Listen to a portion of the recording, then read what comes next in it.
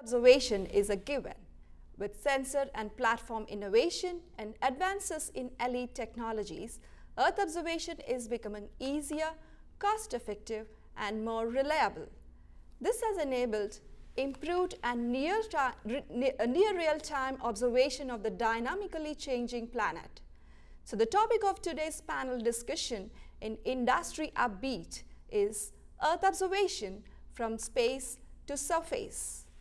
And to discuss the trends in space-based, aerial and terrestrial Earth observation, we have a panel of experts today in our studios. I first introduced Nancy Colleton, President, Institute of Global Environmental Strategies. On my right, welcome Nancy. And also in the studio with us is Paulo Colombi, Head Geospatial Solutions from Harris Corporation. Welcome Harris. Welcome Paulo. Thank you, Manu. Okay, let me start with Nancy. Nancy, can you introduce yourself and your organization and its activities? Sure, I'd be very happy to. First of all, let me first congratulate the GeoBiz team on putting together this new channel and what a wonderful resource it's going to be for our ever-changing and dynamic community. Thank you. So thank you. I'm very glad to be here. As you said, I'm the president of the Institute for Global Environmental Strategies, which is a nonprofit corporation in Arlington, Virginia. We do work primarily in helping to promote the understanding of our changing environment and the role that observation systems play in that.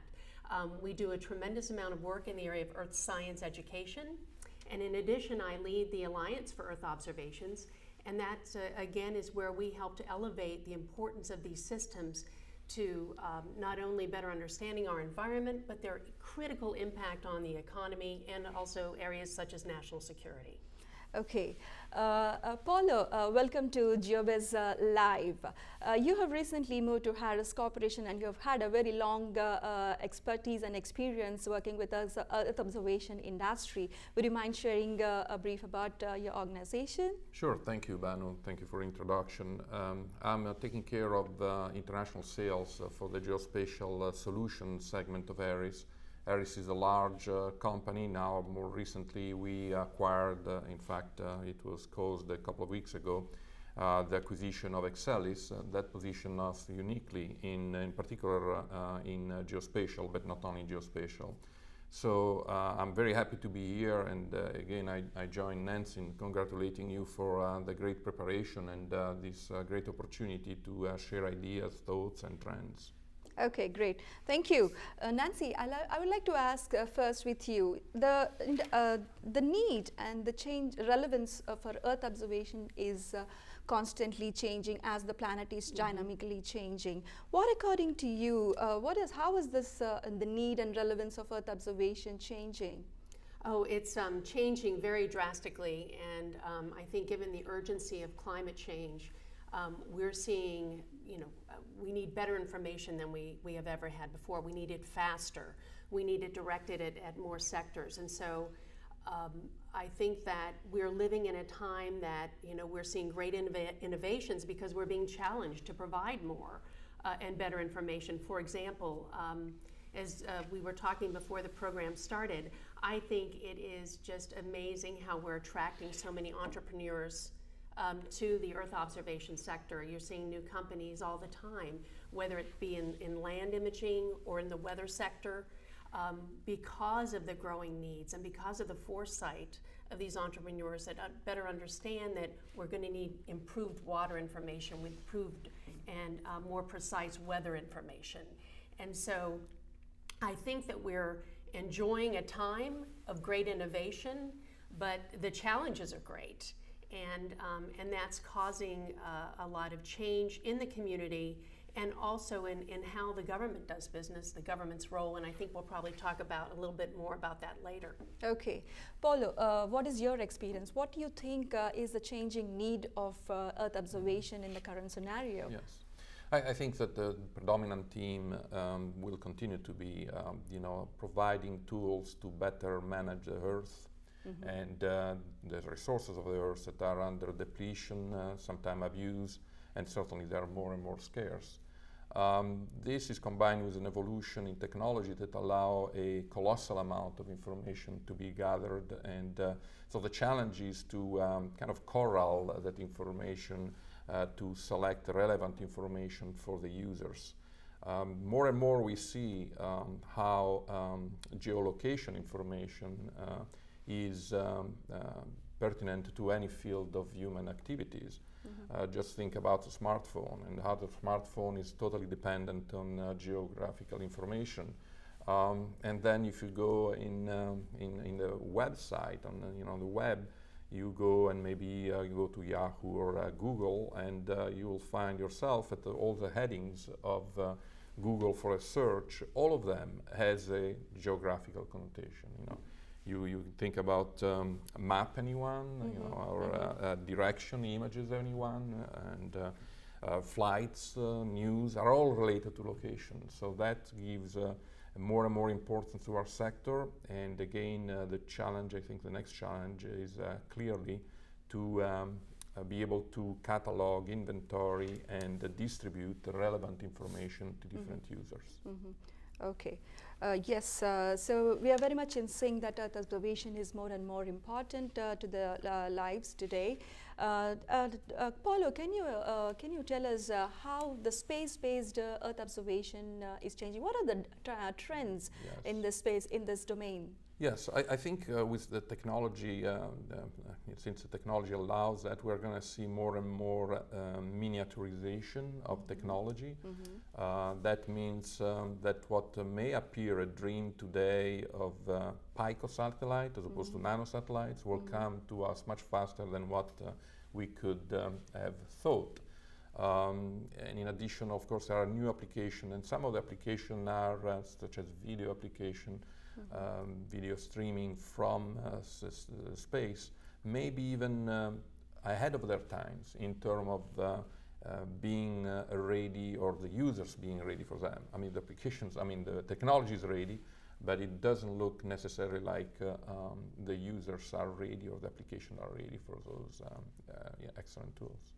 Okay, Nancy, would you like to throw some light on the trends? What do you see and perceive as how this space-based Earth observation is moving, and what are the trends? I think that we're seeing a real response from the marketplace, and again, this entrepreneurial spirit, which I think plays such an important role in what we see happening. Whether it's a Skybox or a Planet Labs or a Planet IQ, you have people in the field who are willing to take chances and willing to do things differently. That doesn't mean that we will lose the important role that, for example, a NASA plays, or some of our other aerospace companies play in this sector, but you are seeing new approaches, and we very much need it. I think it's interesting to look at the fact that when sometimes these new companies are announced and you see that they're going to launch a constellation of satellites in 2 years. For someone like me who's been in the business for a long time, and it's pretty amazing, to think that you're going to see constellations done in 2 years, because as much as many of our bigger systems cost a great deal of money to produce, I often argue that it's the time that it takes to present, to develop and create these larger satellite systems that becomes most costly. Okay. I would like to turn this question on to you, Paulo. It's true that, as you have said, the miniaturization is catching up, and there are several entrepreneurs who are trying to innovate and come up with the new ideas and new products in terms of the satellite remote sensing as well. But where do you see the small satellites really competing with the larger satellites and national space agency satellites? I think ultimately they will. However, in the meantime, they also can complement. There will be always a situation of complementing and competing. And in addition, as the theme of this conversation, I think, goes not only from space but goes all the way to surface. There are new technology even for some of the traditional Earth observation from aerial. The new technology of LiDAR is really impressive in the sense that instantly the LiDAR technology collect 3D information, 3D data, and that's very unique as we are able then to rotate, to look at the different angles of a certain object on the Earth by rotating from a software point of view, something that's been collected maybe only under a certain perspective, not different angles, but then you can rotate it given the richness in data that LiDAR produce. But LiDAR is one of the technologies. There are many other technology. Depending on the application, there could be fused technology, fused data that would serve very well certain application, and other application may be still served by more traditional means. Okay, LiDAR is one very good example of a complementing technology aspect. Nancy, I would like to turn this around and say how you see the small satellites being playing a complementing role. Where do they fit in and for what purpose? Well, I think that given the environmental challenges that we face around the world and the recognition about the importance of this information to our economies, our security, all of these areas, we need everything. And that's one of the things that the Alliance for Earth Observations tries to always communicate, is that we need satellites as much as we need the terrestrial systems. We need land imaging as much as we need ocean imaging. In fact, if there's an area that I really think that we need to focus more on, it's the observations of our oceans. At any rate, as Paulo said, the LiDAR, incredible advances there that allow us to see things that we just haven't seen before. Okay. And so all of these things are very complementary. Okay. Incidentally, you mentioned about Alliance of Earth Observations, and I have realized that it has come out with the Earth Observation Priorities 2014, a wonderful report. Would you like to share a few highlights of what do you think, what is the outcome of this report, and what are the priorities for the federal government at this moment? Oh, I'd be very glad to. Thank you. And we're getting ready to come out with our 2015 report. But what we did is we tried to call on the membership and the experts, such as the Harris Corporation, for example, is a member. We try to call on the experts within our alliance to look at if we wanted to communicate, what are the 5 top things that we think that the U.S. should be doing and focusing on. Of course, it's weather, climate, the Arctic, for example. Our observational capabilities in the Arctic are very poised for advancement, let's say, rather than putting it in a positive rather than negative. And then, of course, drought, water issues, and lastly, this whole idea of U.S. competitiveness and looking for ways that we can encourage the government to help U.S. industry advance these capabilities worldwide. So those are really the highlights of the report. Okay. Turning this thing again to you, what do you think are the 5 priorities for Earth observation at this point? Well, I think predominantly is really to be able to serve the right information at the right time. It's no longer data or imagery, as has been said now for some time, insight. And it's still a valid theme for suppliers in the field to provide insight, and actionable insight. It's even more important. So that can be reached, I think, from different perspective on the subject we already covered about the fusion of data and imagery, about utilization of different technologies, and the advance of technology will increase exponentially the size of data and imagery available. Again, the challenge is to bring it to actionable use for the Okay, user. moving from space, would you like to add something? I was just going to add, I think, Paula, you made such good points there, and I often think about people that I've worked with throughout my career, and when I started in this business, I remember one of the comments was, the problem with remote sensing is that it's not like you can just go buy a cup of coffee. Well, we're getting closer to that point where you don't have to be a remote sensing scientist anymore, but you can get the information, you can get the data you need, and you can get it in a timely manner. Right. So I think it's a wonderful time to be looking at these issues. I fully concur, to the point that my personal vision for the industry is has to deal with, of course, the number of sensors, the amount of information coming, and therefore how in the future, and possibly not a too distant future, we're going to have a model for Earth observation, which is oddly reminding of the model of Uber. You want a ride, you call for a ride. You want a sensor, you'll call for a sensor, and you want for a sensor to deliver certain information. Oh, Right. That will be an ultimate vision, I think. Don't know how many years. Maybe we'll be surprised much earlier than what we think. Oh, that's a wonderful analogy that you're bringing to the table. Yes, when you said there is a lot of data available, a lot of number of sensors have increased, and the data has increased. How do you see the capability or the ability of the industry to make sense of this data into something actionable information that is required for the user? Where are we? What is the natural progress in that direction? I think there is still a long way to go, and it involves not only technology, but certainly related to that, training of the users and training designed by the supplier of the technology in such a way that the technology makes sense for the user. So we're going to see more and more efforts in this focus of providing actionable information as opposed to just data or and you know, companies like Harris, you know, are naturally well positioned as we have a very active IT component in different domains, certainly including geospatial. Okay. Nancy, you have been working on education in terms of Earth observation. Can you share your experience as to where do you see the users' capabilities or the industry's capabilities in turning the data into actionable information and making it really relevant for the users?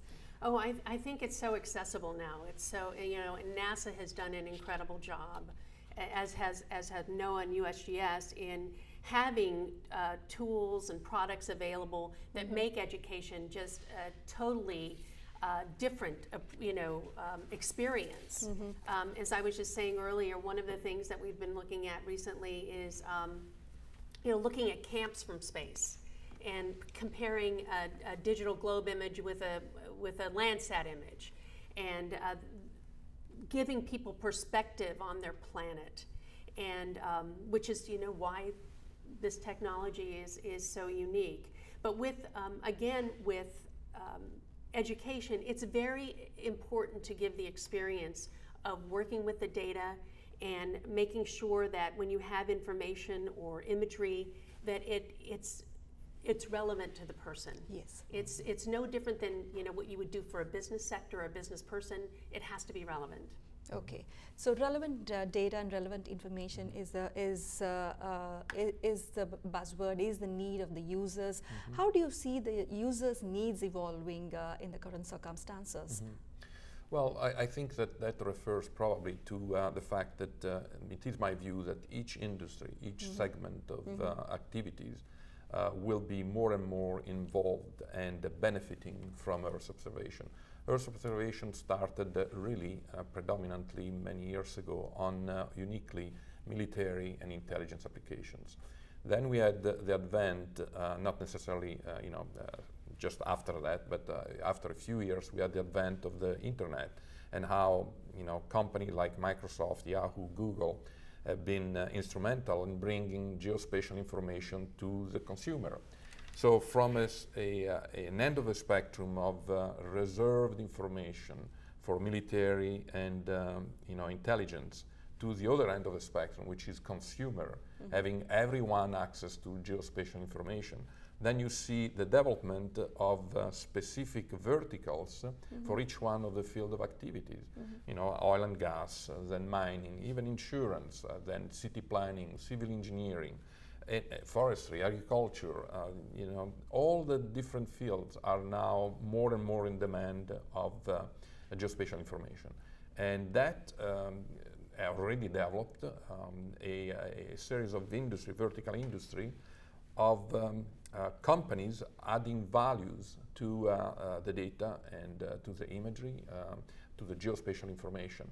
And that, I think, it's a tremendous opportunity on the downstream of value chain from companies collecting information to company delivering actionable, relevant information. Okay, wonderful. So it is more to do with the solutions, more to do with Yes. how we use it, turn around this information into some application. And actionable, actionable information. That's a key thing. Okay. Yeah. You have some intervention to me? I just was going to mention as well, it's one thing that we haven't touched on yet is, Yes. us as citizens collecting information too. So whether it's there's citizen science projects that are very, very large, like the GLOBE program that is sponsored by, led by NASA, sponsored by the US government, and where students do measurements of water and all kinds of different elements. And then, more and more, you have these crowdsourced activities where you have groups like the Audubon Society. They may go out and look for birds and do those recordings. And I think what we're going to see is the challenge of integrating all of these different programs, and there are going to be many more in the future with the satellite and other observation technologies that are provided. So I just don't want to lose fact that we as people are collectors of data too. Yes, and that's exactly what in a way was promoted very much by the likes of Yahoo, Microsoft, and Google, and others in different countries. Each one, they have their own large server, larger internet service providers. And the like. So certainly, going to the consumer the way it's already been happening has been instrumental to promote activities not only at the personal level, and there will be more and more of that, I fully concur, but also for all the verticals of human activities. Yes, I completely agree with you that each individual is becoming a sensor in himself and herself, and also contributing to the data pool. But let's, and just want to go a bit backwards in terms of, we have very comprehensively discussed the space-based Earth observation. I would also like to understand from you now that you're working with Harris and more on the aerial platforms side. Sure. What are the trends in aerial Earth observation, and how this is seamlessly complementing with the space and terrestrial Earth observation? Yeah, the trend are enabled by technology that a company like Harris develop, and just a few reference points. It used to be that the collection capability, for instance, of LiDAR system were predicated on 500 kilohertz of frequency, pulse, frequency. Now we're talking about, with an array developed by Harris and recently launched in February, we're talking about 204 million pulse per second. So it's called Geiger mode avalanche photodiode, and the term avalanche, you can see how it applies, because you really are hitting the Earth with a multitude of pulse that enable the collection of information and data. And this rendering of 3D reality of the Earth is substantially enabled by this type of technology, aerial technology, in particular LiDAR, to the point that we are going to see very soon certain applications that were strictly photography, aerial photography, being replaced, given the density of data that we can collect with this type of Geiger mode Harris technology. Okay. Nancy, I would like to turn this question to you. How do you see the space-based and the aerial-based and terrestrial complementing with each other and providing a seamless data flow for the user? Well, that's seamless flow. Well, I don't think we're quite there yet, clearly. But, with every challenge, there's an opportunity. So I think companies like Harris and others and IBM and this is the excitement. This is where the business is. This is going to be the solution for the future. And so, whether it's a space-based technology or airborne or from UAVs, I think that certainly we're going to need this capability to better integrate the information. but we're also going to need policies, new policies to oversee this, and we are getting some of that now, especially in the UAV area. But will it happen quickly enough to help the market along? That's the question. Okay. Talking about UAVs, as Nancy has suggested, there I see that a lot of disruption is happening in that space. Can you tell us about what kind of innovation is happening in UAVs, and how flexible and how easy is it to use UAVs for Earth observation? Okay, sure. I think one of the main challenge is not the technological at this point for UAV, certainly not. The technology challenges of the first phase of application of UAV in Earth observation has been already been overcome. The challenge is more in terms of regulatory challenge, the right to fly, and that of course depending from country to country. In our own country, here in the United States, it's under study, and there are different concerns. Of course, the FAA, has certain perspective about it, and we are all concerned about an overpopulation of UAV that could be very much a danger for commercial civil aviation and other user of the air. So I think the debate is on. I think it's just a matter of time to find the right balance between the different interests. Other countries, on the other hand, are maybe a little bit more advanced in the adoption of UAV. A clear example is Australia. They have different interests than we may have, but I think there will be a globalization, I think, of regulation pretty soon, certainly like there have been for space law and regulations. So we're going to see UAV, again, with a sensor miniaturizing, collecting information that was reserved only to maybe national assets even. And that brings, of course, another big concern, not only from an FAA perspective, but also from a privacy concern, as sensor will be ubiquitous, and there will be the possibility for sensor to be, really literally all over the place. So we have to make sure that there are the right protection for the citizens. Okay, so sensors will be all over the place, but the need is to regulate them and have a clear guidance in terms of how to operate them. So what do you think is the way forward for UAV use Well, I'm really not an expert in UAV use and policy, so maybe Kevin Pomfret should approach that with his new show. But I know for one thing is for sure that it has to be addressed, because as Paula points out, it's a danger to our civil aviation, and it impedes on our personal privacy. And for those two reasons alone, I think it's got to take a national priority to address it in depth. Okay, wonderful. I think we are all in sync that there is too much, there is a lot of sensor proliferation and a lot of data as well, but the need is to create more actionable information, more application products, and a lot of solutions for this space. And when it comes to innovative platforms like UAVs, the need is more in terms of guidelines, in terms of regulations and policy framework for this innovative technology to be put to better use. So thank you so much, Nancy. Thank you, Paulo, for joining us on this wonderful debate. We will catch up with you once again with yet another panel discussions on Industry Upbeat and GeoBiz Live. Until then, goodbye.